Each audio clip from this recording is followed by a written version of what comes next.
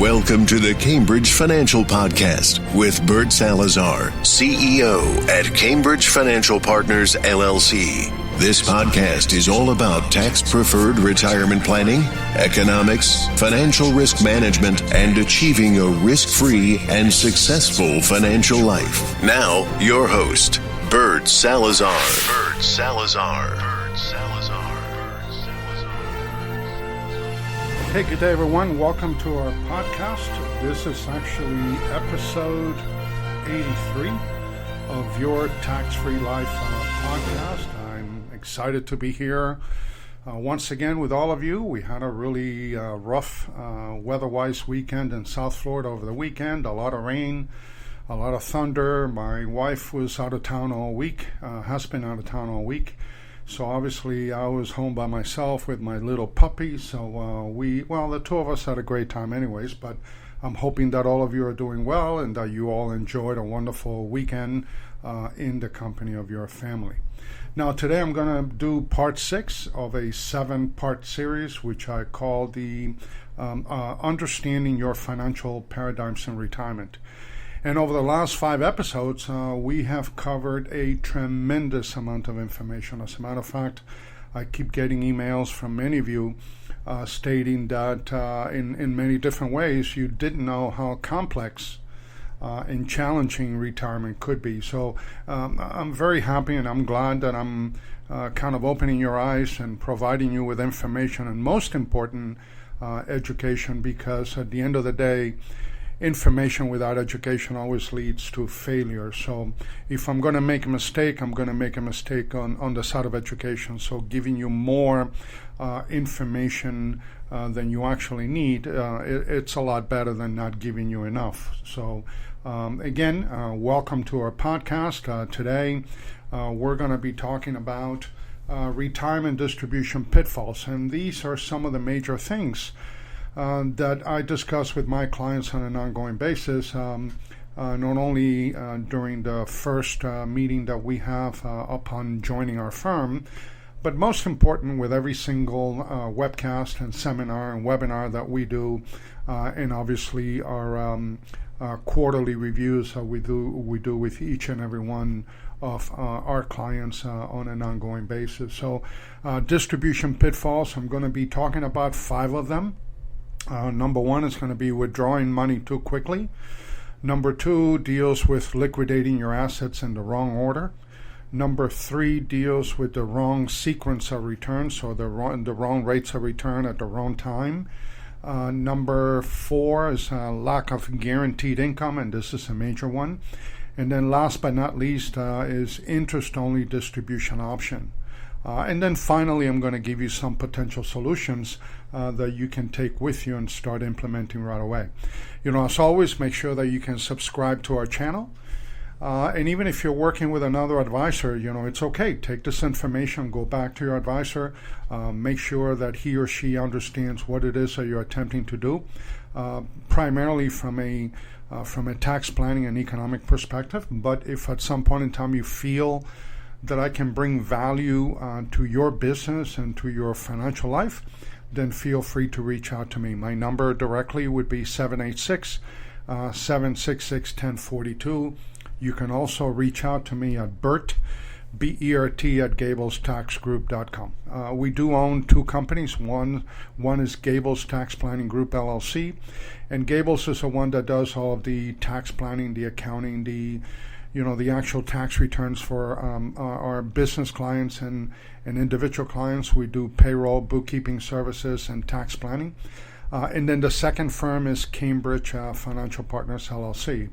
And Cambridge is pretty much our execution firm. That's a firm where we have access to go outside into the marketplace and bring to the table the best products and services that may be suitable to you and your family at any given point in time.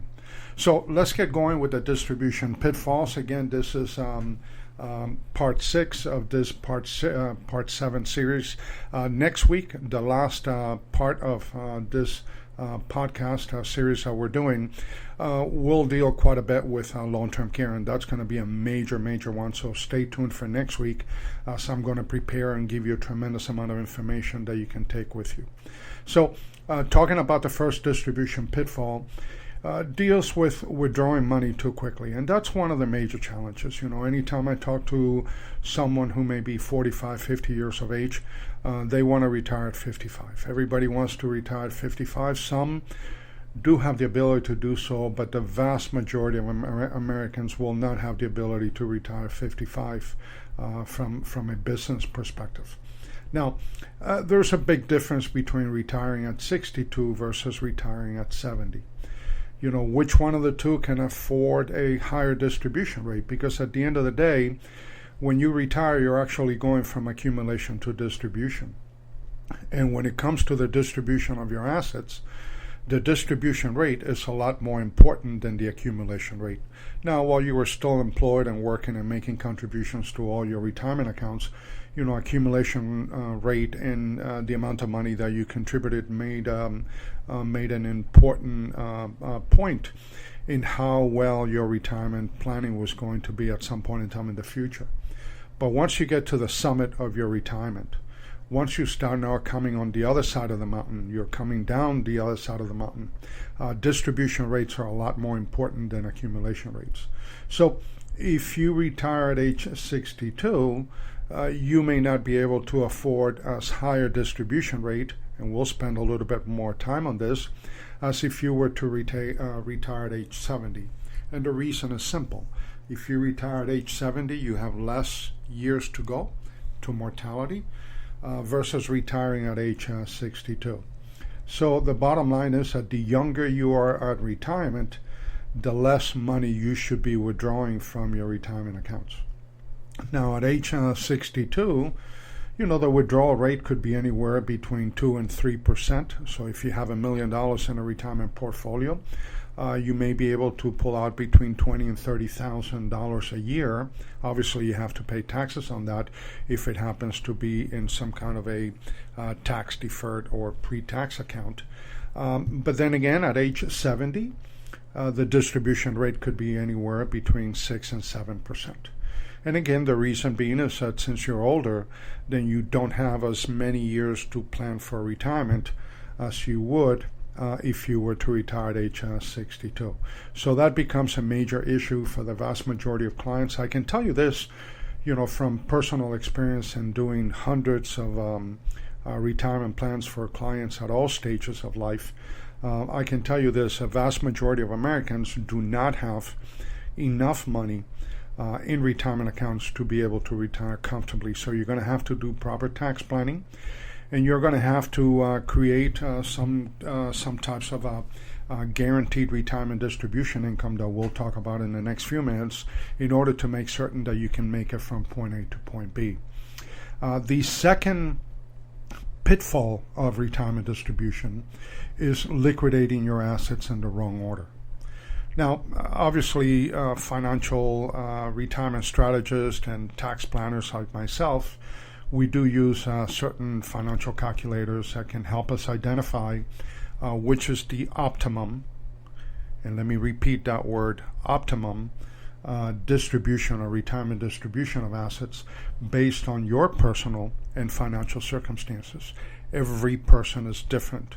Every family is different by the same token. So therefore, the distribution rates and where you're going to start taking the money from is one that needs to be paid attention to. What I have found many a times is that when clients come to see us for the first time and they're just getting ready to retire, they have the vast majority of their assets in tax-deferred accounts like 401ks and IRAs and so forth. And they have them all in some kind of a bucket. And then from there they say, well, I want to start pulling 6-7%. They don't have any idea whether that 6 or 7% is going to be suitable, whether that 6 or 7% is going to create an acceleration of depletion in their retirement assets. But most important, they really have no idea where they're going to pull the money from. And that is one of the major areas that we devote a lot of quality time to, because at the end of the day, we want to make certain that each and every one of our clients is going to be liquidating their assets, not only now, but for many years to come, from the right buckets at the right time, the right amounts, and obviously for the right reasons. So, as you all know, you have three financial buckets, or three tax buckets, which is your taxable bucket, tax-deferred bucket, and tax-free bucket. Not knowing how you're going to distribute the assets out of those individual buckets, if you have assets in each and every one of those three buckets, then that's going to create havoc, not only for you, but also for your family when it comes to your retirement distribution planning. Point number 3 is the wrong sequence of return. And this is one that we hit our clients on a regular basis with, because at the end of the day, no one knows what the market is going to be doing at the point in time that you retire. Now, for the past 10 years, we've been doing fairly well. The last couple of weeks, not so much. Today, we're down almost 900 points in the market.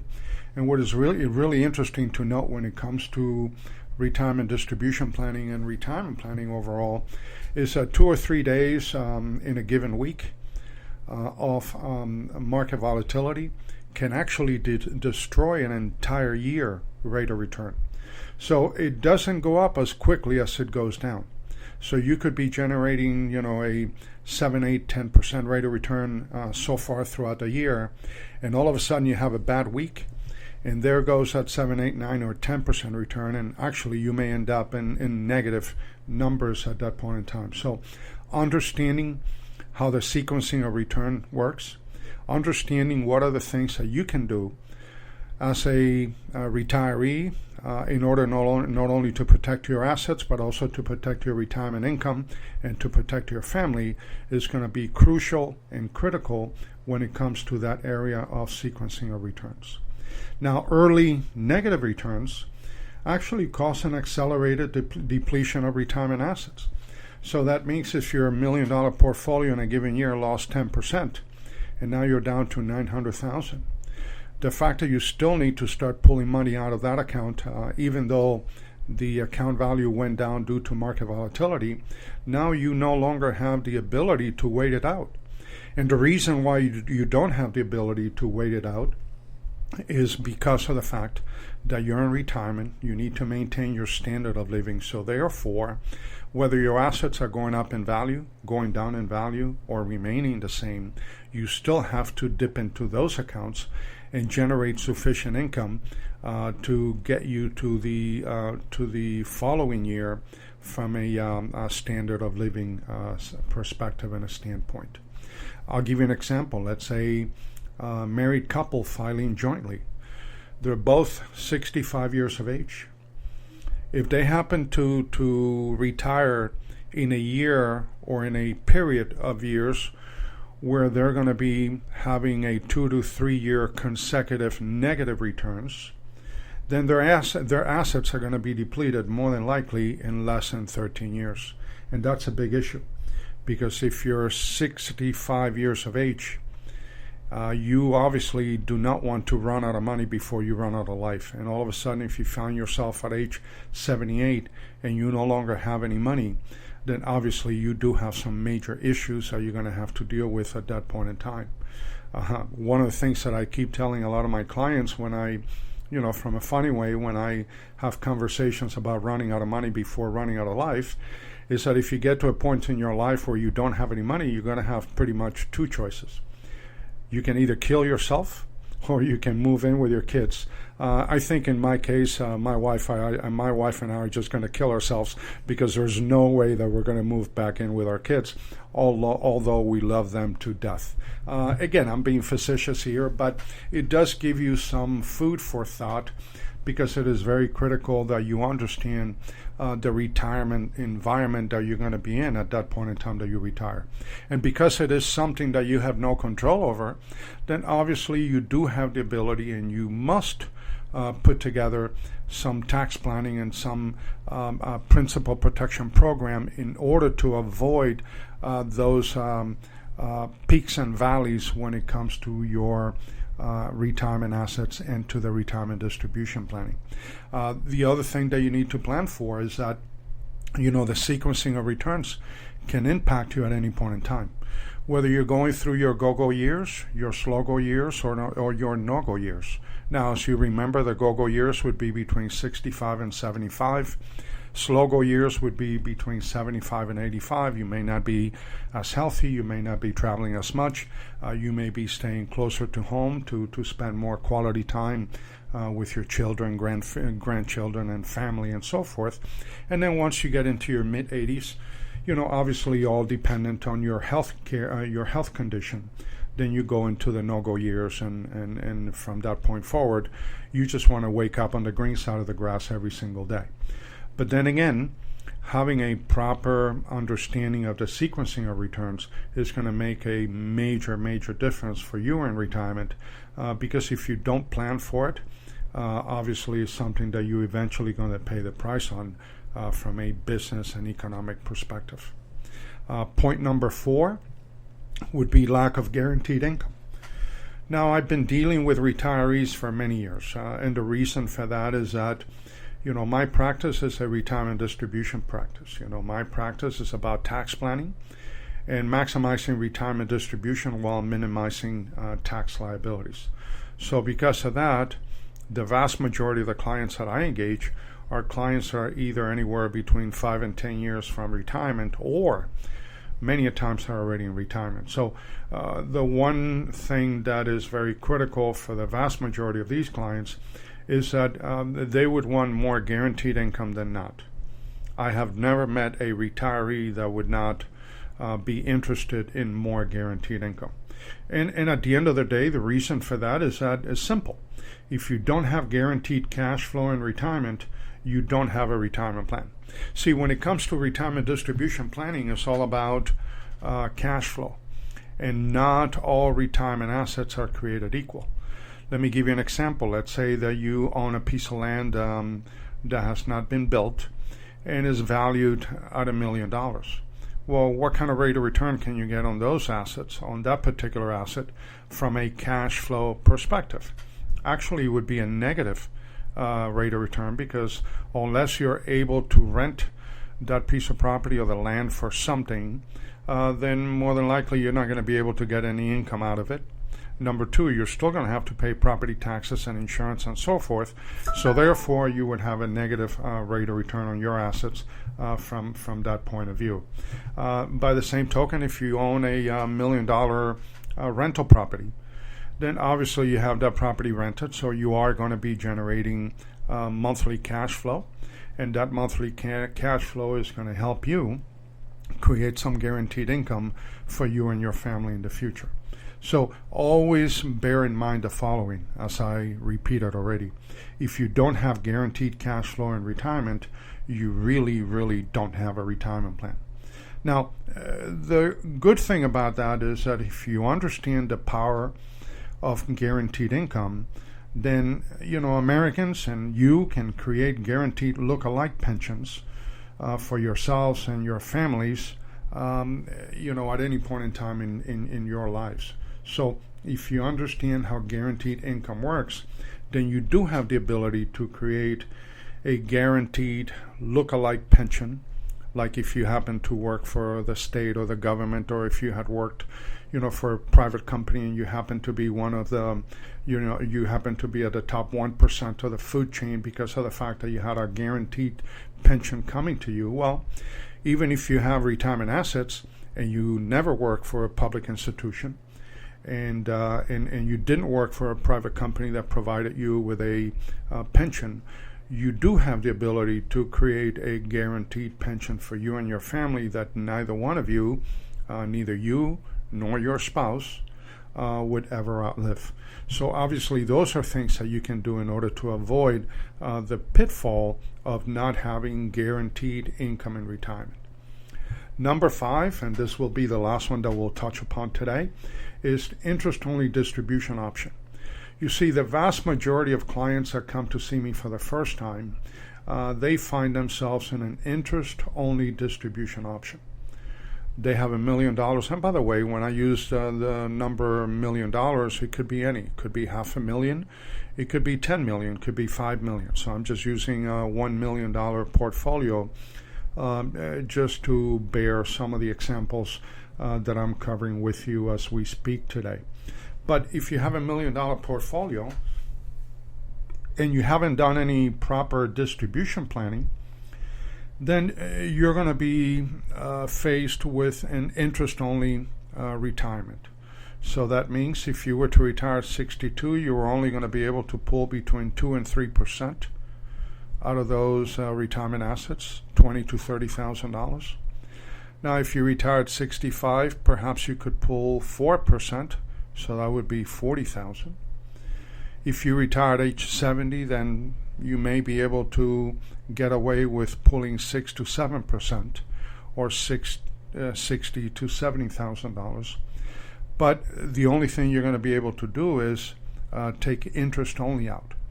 And the interest, the amount of money that you're going to take, whether it's 2, 3, 4, 6, or 7, will be 100% dependent on the rate of return that you're receiving on those assets.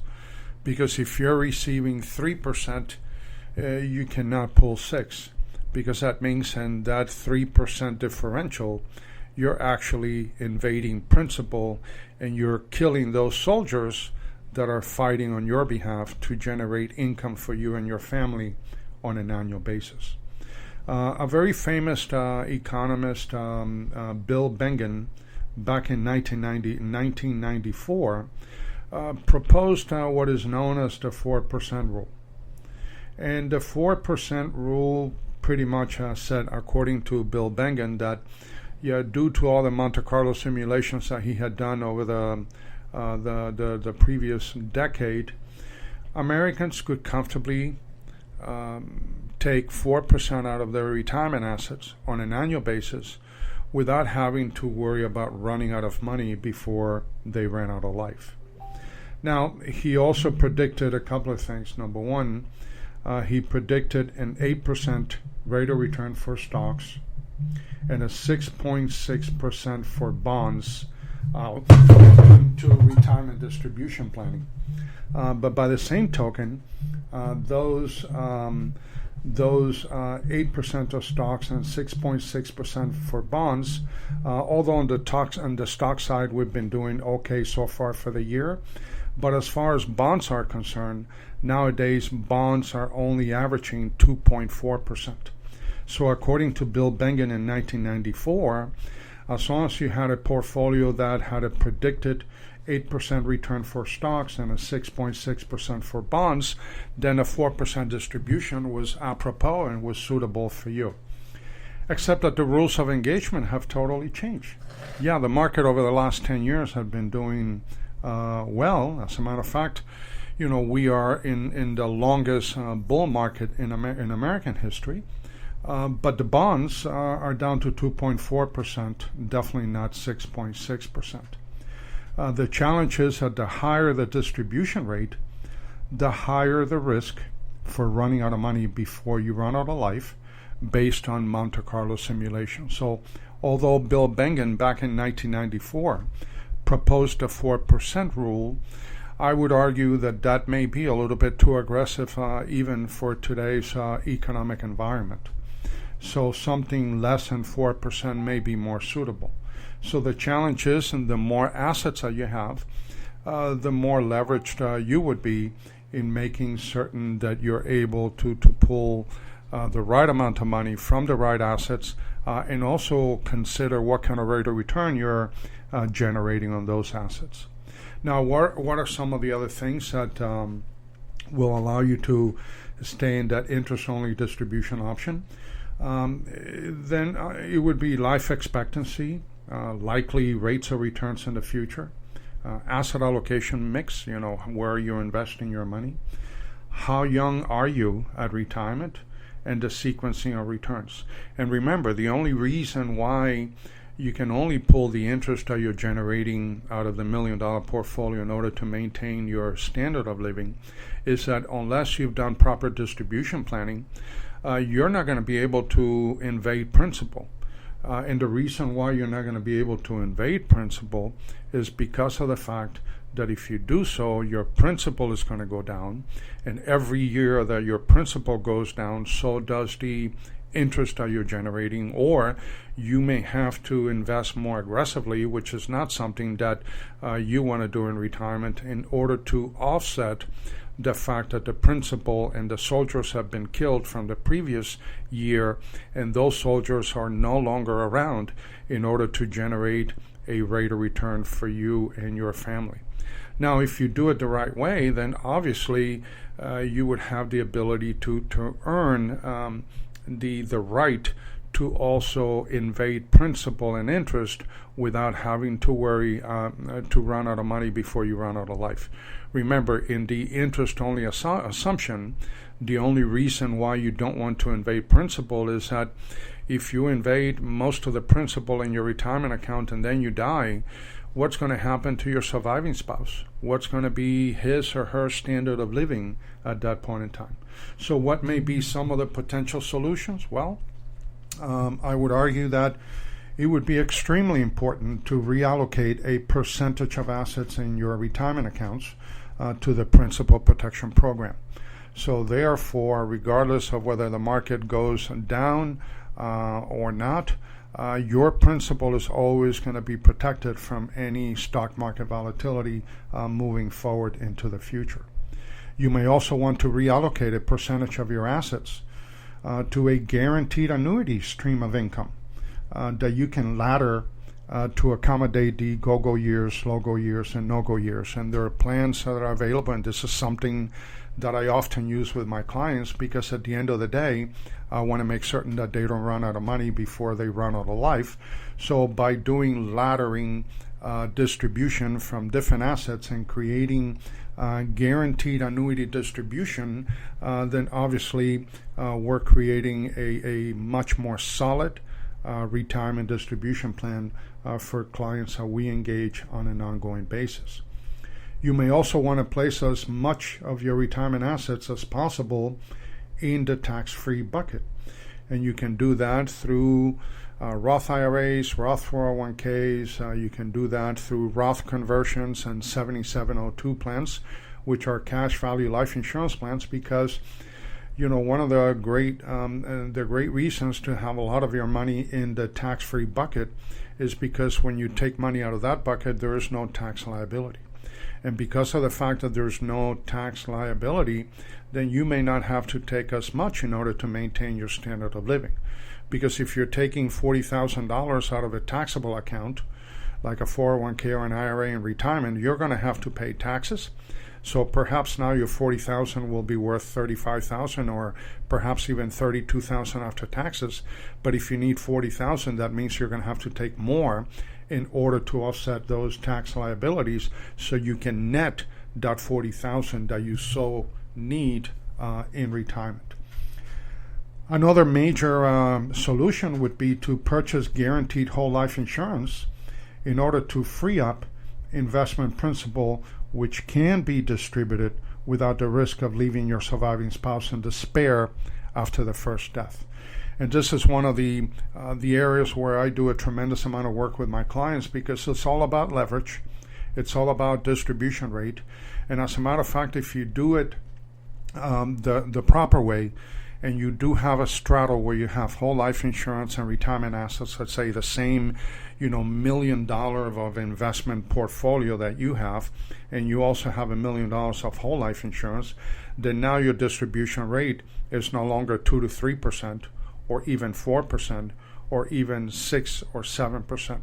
It would be somewhere between 7 and 13% if you do it correctly on a guaranteed basis. So all of a sudden, you're tripling and you're quadrupling your retirement income distribution at a point in time in life where you need it the most. So therefore, you would enjoy a more comfortable retirement, because you know that even if you were to live a long life and all of a sudden you deplete not only your principal but also your interest in your retirement account, that at the point in time that you pass away, then your surviving spouse would inherit a tax-free whole life death insurance benefit that would be paid tax-free to him or her at that point in time, and then they have the ability to start their own guaranteed annuity in retirement for as much of those assets as they wish to engage at that point in time. And then obviously whole life can be used in retirement for many other different reasons. Can become a volatility distribution buffer.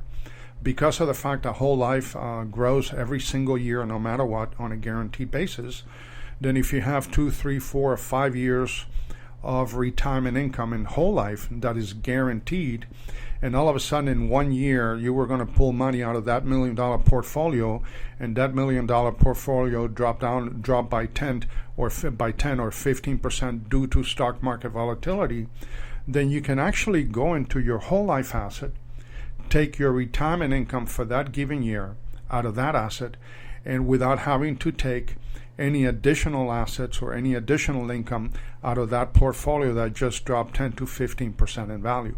And therefore, you're actually allowing that portfolio to recover for that given year, if possible, without having to run out of money before you run out of life, or without having to curtail your retirement distribution and or your standard of living because of the fact that your $1 million portfolio just lost $100,000, $115,000, $200,000 due to stock market volatility. And then last but not least, whole life can also be used many times to replace lost Social Security benefits at the first death. And many other income sources, sometimes even a private pension, from a private employer. So always remember that, husband and wife, if you're married and one of you passes away, the surviving spouse is going to take up the higher one of the two Social Security benefits. But once they do so, they're going to lose their own, or they're going to lose the other one. So one of those Social Security benefits is going to go away. And whole life insurance, if you do it properly and you do the proper planning, can be used in a way to make certain that that Social Security benefit can be replaced for that surviving spouse, while he or she actually takes the higher benefit, and on top of that they have that replacement plan in place. So again, I don't want to take any more of your time today. As always, please make sure that if you have any additional questions regarding this subject that we've talked about today, and or any other areas that we have discussed in our 83 podcast that we have conducted, please feel free to reach out. My number is 786-766-1042. You can also email me at Bert, B-E-R-T, at GablesTaxGroup.com. And most important, always remember that my number one goal with each and every one of you, each and every week, is to kind of help you change the way that you see things. Because when you change the way that you see things, the things that you see change. So again, have a great day, have a great week, and we'll talk again very soon. Take care. Bye-bye.